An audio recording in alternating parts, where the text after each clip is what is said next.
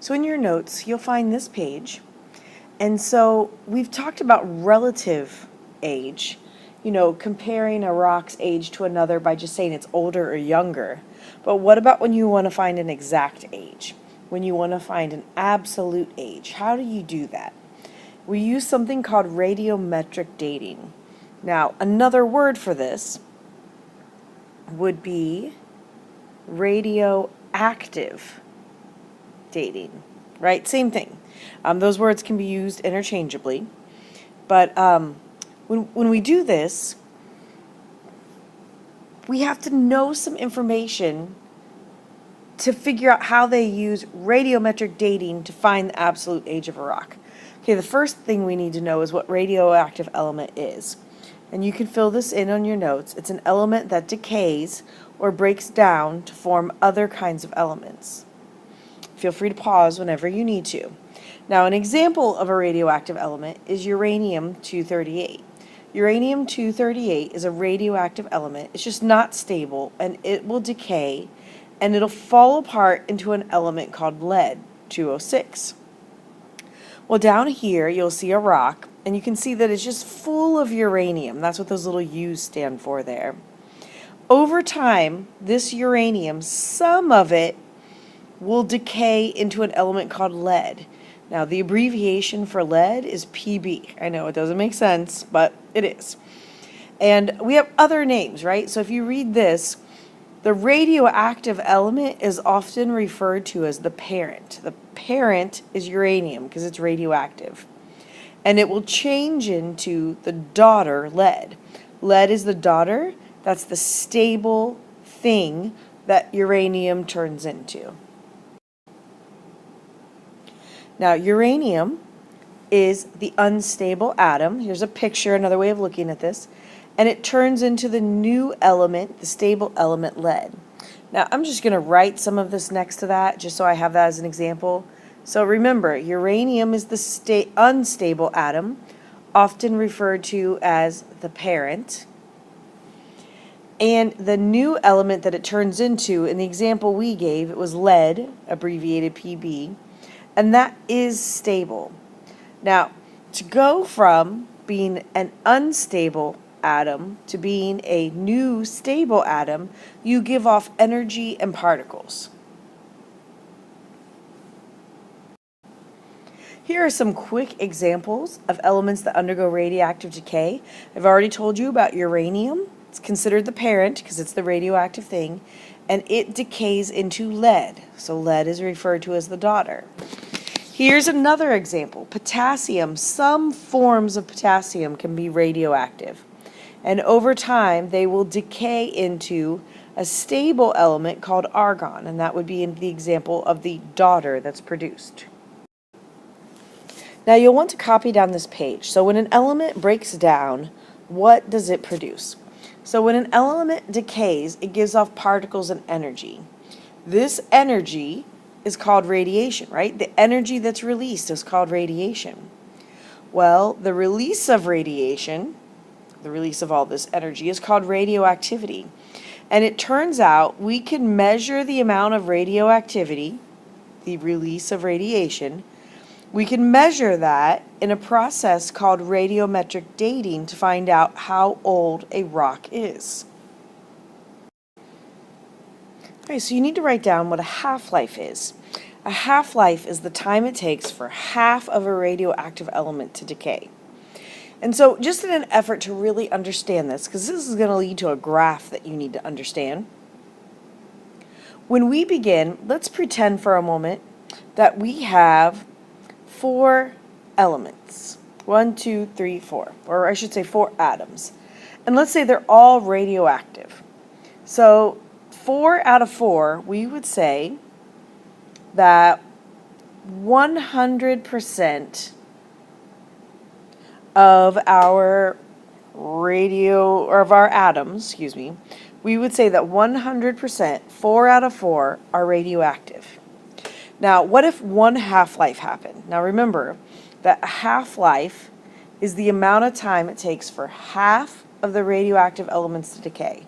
So if we have one half-life, how many of these 4 radioactive elements, those are called the parents, would decay into daughter cells? Let's see, what's half of 4? 2. So if we have half of 4, that would be 2. Let me get rid of this here for you. See how we now have 2, 1, this one turned into a stable daughter, and this one turned into a stable daughter. That's 1 half-life. Notice, out of the 4, 2 are still radioactive. 2 out of 4 is 50%. And 2 out of the 4 have now become stable. 2 out of 4 is 50%. So over here, we say 50% are radioactive, 50% are stable. Well, what if another half-life happens? If another half-life happens, right, notice here we have 2 parents that are radioactive. 2, if half of them were to decay, because that's what a half-life is.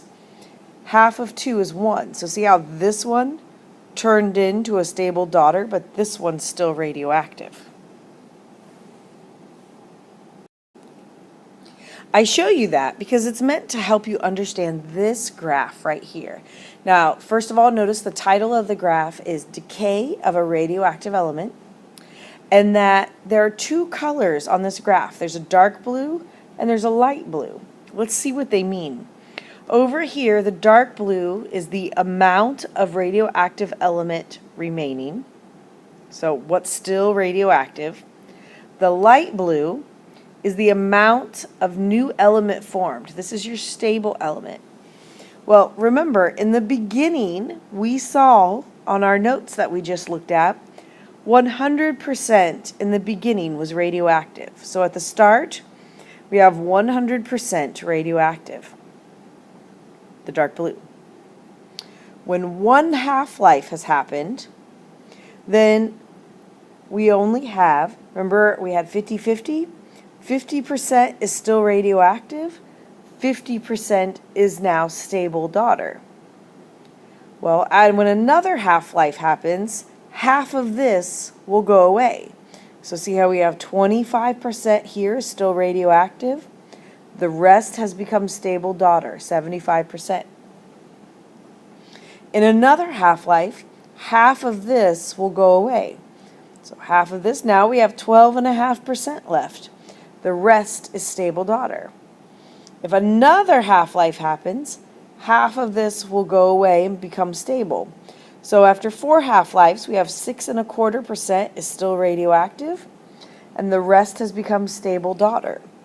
Now, a geologist, what they can do is they can analyze a rock and figure out what percent is still radioactive, what percent is now stable, come over to this graph and use those percents to find out how many half-lives have passed. Now we're getting to the point where we can finally say, okay, now this is how you find the age of a rock.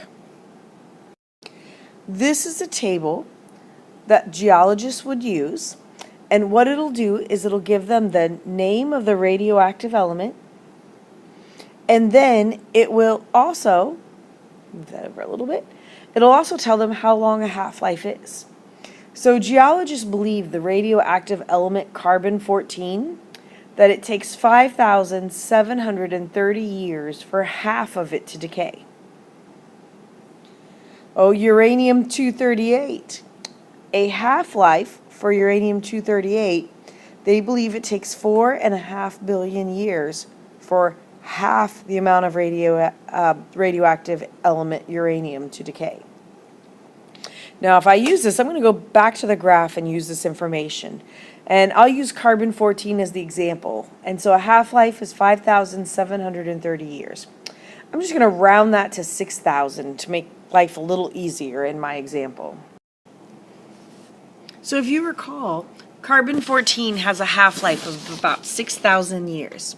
So if I look and I see that everything is still carbon-14 in the rock of the radioactive element, it's all carbon. then I know that that rock is very young, right? It's at the beginning of its life. If I analyze the rock and I see that there's 50% of the radioactive carbon-14 and that the rest has turned into the stable daughter, then I know that one half-life has passed. Well, for carbon-14, the amount of time for a half-life is 6,000 years. Remember, I'm rounding. Well, if I analyze my rock and I see that there's 25% carbon-14 and that there's 75% of the daughter, then I know 2 half-lives have passed. Well, remember, each half-life is 6,000 years.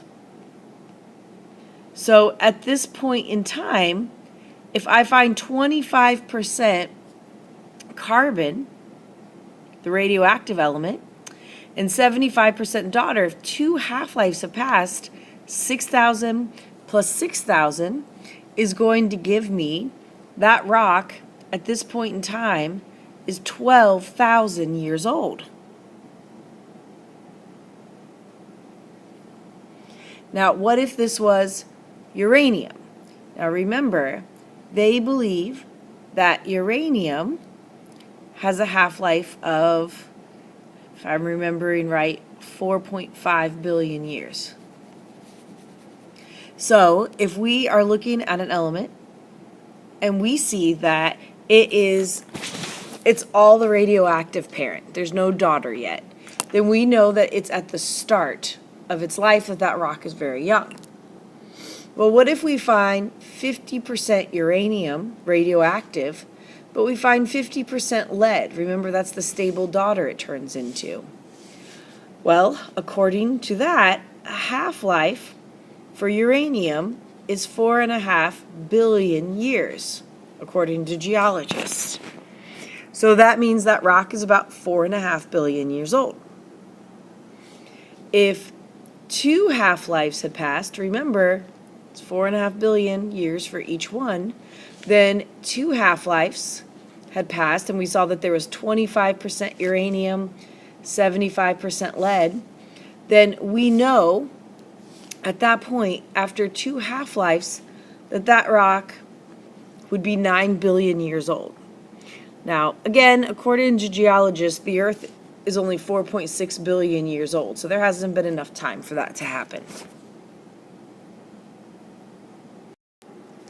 So, all in all, to determine the absolute age of a rock, scientists first have to determine the amount of the radioactive element that's there, and then compare that to the amount of the stable element that it turns into to find out how old the rock is. By the way, this works fantastically for igneous rocks, but it is horrible for sedimentary rocks. And if you think about why, sedimentary rocks are made of a bunch of pieces of other rocks. So, what part of the sedimentary rock do you test? You might test one piece and find out it's 1,000 years old. You might find another piece and find out it's, 100 years old. So, it's gonna be different ages since it's made out of pieces of different rocks. But for igneous rocks, it works quite well because once the rock cools and hardens and makes igneous rock, it's done. It's at the start. It's not made of pieces of other rocks.